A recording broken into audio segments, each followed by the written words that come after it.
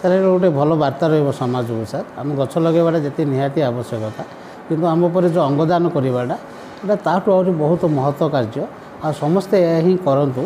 ଆଉ ଆମ ସମାଜର ମଙ୍ଗଳ ପାଇଁ କିଛି ନା କିଛି ଆମେ ସାହାଯ୍ୟରେ ହାତ ବଢ଼ାଇ ପାରିବା ସାର୍। ସାର୍ ଗଛ ଲଗାଇବା, ଅଙ୍ଗଦାନ କରିବା ଏସବୁ ମହତ୍ତ୍ୱ କାର୍ଯ୍ୟ ପାଇଁ ଆଜିକାଲି ପାଖରେ ସମୟ ନଥାଏ ସାର୍। କିନ୍ତୁ ଏସବୁ ଭିତରେ ସାର୍ ମୋ ମନରେ ଗୋଟେ ଭାବନା ସୃଷ୍ଟି ହେଲା, ମୁଁ ଗଛ ଲଗାଇବାଟା ଯେତିକି ଇମ୍ପୋର୍ଟାଣ୍ଟ ରହିବ, ମୁଁ ଅଙ୍ଗଦାନ କରିବାଟା ବି ସେଇ ଗୋଟେ ଇମ୍ପୋର୍ଟାଣ୍ଟ ରହିବ। ସେଥିପାଇଁ ସାର୍ ମୁଁ ଆଜି ଗୋଟେ ଅଙ୍ଗଦାନ କଲି ସାର୍।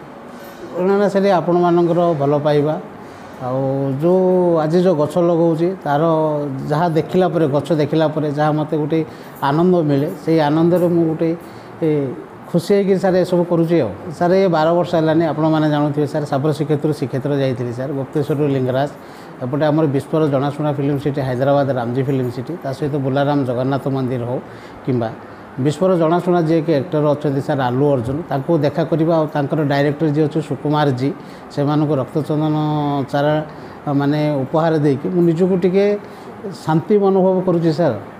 ଯୁବ ସମାଜର ଗୋଟେ ବାର୍ତ୍ତା ହେଉ, ବୁଝିଲେ, ଆଗାମୀ ପିଢ଼ିରେ ସମସ୍ତେ ଆମେ ଗଛ ଗୋଟେ ଲଗାଇବା ଆଉ ଗଛର ଯେମିତି ଆମେ ଦାୟିତ୍ୱ ନେବା ଆଉ ଗଛ ବଢ଼ାଇବା ଦାୟିତ୍ୱ ହିଁ ଆମ ସମସ୍ତଙ୍କର, ବୁଝିଲେ। ଆଉ ୟାରି ଭିତରେ ବି ମୁଁ ଚିନ୍ତିତ ହେଇ କହୁଛି ସାର୍, ଆପଣ ବଞ୍ଚିଥାଉ ବି ଯଦି ଅଙ୍ଗ ଡୋନେଟ୍ କରିବାକୁ ଚାହିଁପାରିବେ, ସମସ୍ତେ କରିପାରନ୍ତି, ଆମେ ବି ନିଜେ କରିପାରିବା, କିଛି ପ୍ରୋବ୍ଲେମ୍ ନୁହଁ, ବୁଝିଲେ।